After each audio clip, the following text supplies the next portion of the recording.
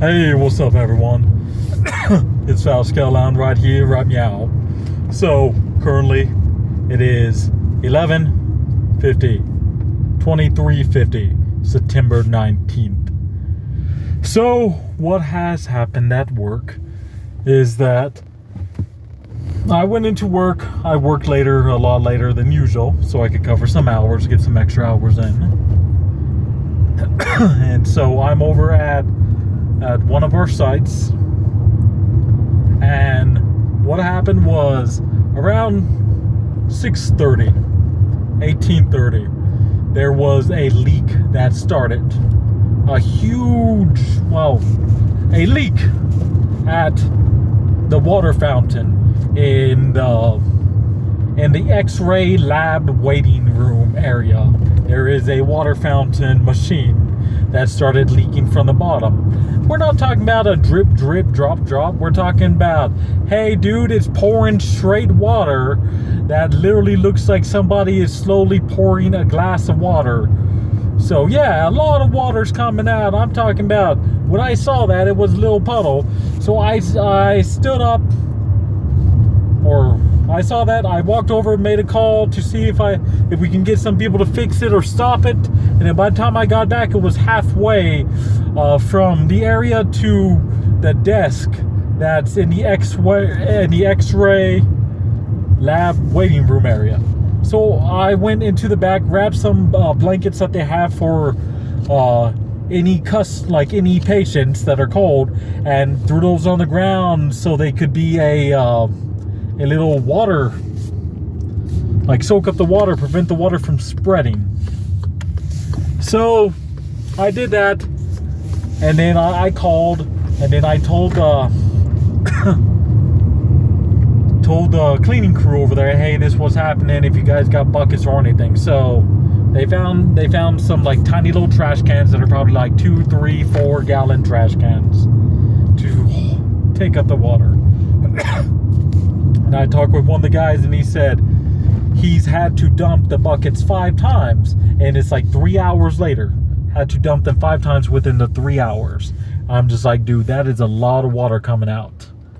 So I called again, or not again, but I called before.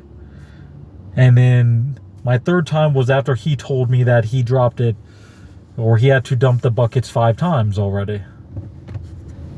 After I heard that, I'm like, okay, I'm calling again. This is super important. So I call our command. Command knows about it and all that stuff. Oh, excuse me. So there is absolutely no way. And they've sent out pages too. So command knows. They've sent out pages to all the maintenance, engineering people, supervisors, all that stuff. So everyone knows what is happening. Everyone knows what is going on. So there is no rhyme, reason, or excuse that any person would not know what is happening. Or that should know what's happening to not know what's happening unless they're not doing their job properly. And then I decided to email the managers, the assistant manager, my soup, all the people that need to know about what is happening, because this is an important thing that's happening, and it could destroy property, probably even close the site, because the first floor, it can flood the first floor. I'm talking about if this thing is left for at least an hour or 2 untouched, it is going to create a massive mess. And then I decided to text my supervisor on his work phone. Yeah, that's the work phone, not his personal. So it's there. He knows it. And I also put that in the reports that was happening. So I tried my best to cover my ass so I won't get in trouble. But knowing how work is, what I am doing right here is I am also doing this to protect and cover my ass. Have a video of me talking about it.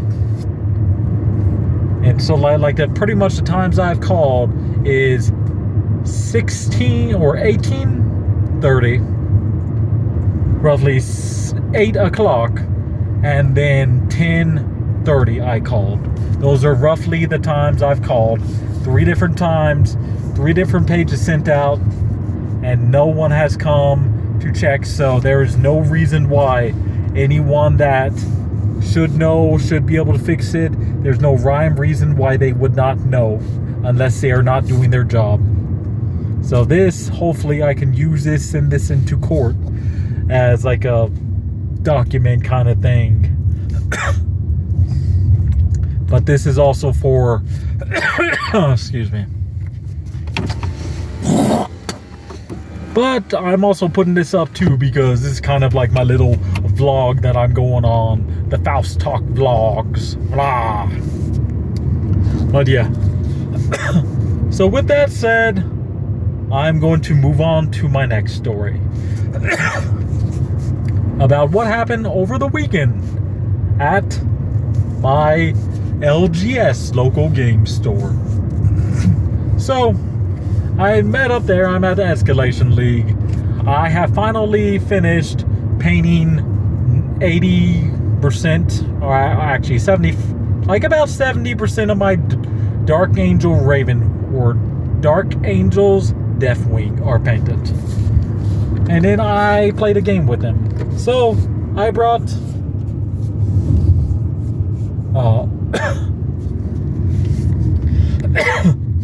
I brought 3 squads of Ravenwing, or not Ravenwing, Deathwing Terminators. So I had 3 squads that were 7. Then I brought a Deathwing command group that had 5 or 4 guys in there. So I was pretty much using I used a lot of the Deathwing that I had. And then I also had Belial is my captain, my warlord. And then I had a Terminator Librarian and Terminator armor. And then with that, I also brought a Venerable Dreadnought with like las guns and like a melee weapon or something like that. And then I brought my Land Raider, just a basic Land Raider with heavy bolter, storm bolter, extra storm bolter, multi-melta, and 4 las cannons on it. So pretty much a souped up basic Land Raider. I brought that there and I was using it. So first turn I had a group of 6 Terminators in. I had a group of 6 Terminators in the Land Raider. And then what happened was that the guy I was playing Salamanders. I forgot which object or map we're playing. This is Warzone Nephilim. So there was 4 objectives on each quarter of the board, and the center board is like a 9-inch area, is like another area that you can take. So he was able to take because he brought a whole bunch of Primeros and stuff like that, and he had the people pretty much advance deploy in there. And then first turn he went first, so he ran all he could into that area as fast as he could. Me, I have not played Deathwing, so I did not play it properly. I only had my vehicles out, the 6-man group in the Land Raider, and yeah, that's all I had was 1 Venerable Dreadnought, Land Raider, and the Terminators inside the Land Raider. So he dropped he moved in everything. Then at the end of his movement, he dropped a drop pod that had a tac squad and a Devastator squad filled with 4 multi-meltas, and the sergeant had a combi melt on him.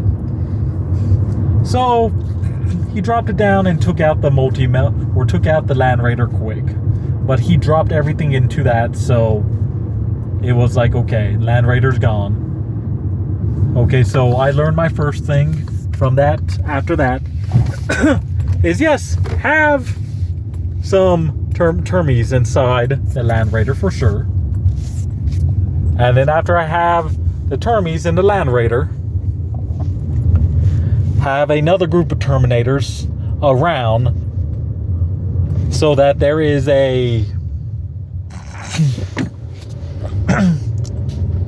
so that there's a kind of like a bubble around my Land Raider or something like that, because the Land Raider can do some heavy damage. I wanted to bring that, but he popped it super quick. And my Terminators, they were able to soak up so much damage, dude. I only lost like 4 Terminators the whole game. But I lost my Land Raider and my Dreadnought turn 1 before I could even move them. But from what I've learned is to do that, drop them there. And yeah, so drop them there, have them in the area. And then I play Dark Angels, so definitely don't, since I'm doing the special companies like that, do not take the Terminators, or not the Terminators, but the Dark Angel secondary, where it's pretty much they need to hold an objective that's not in their deployment zone, and they can end up gaining 15 points. So I'm not going to take that anymore unless I'm playing Green Wing, or at least have an attachment of Green Wing, because that, it screwed me out multiple points from that. and with Deathwing,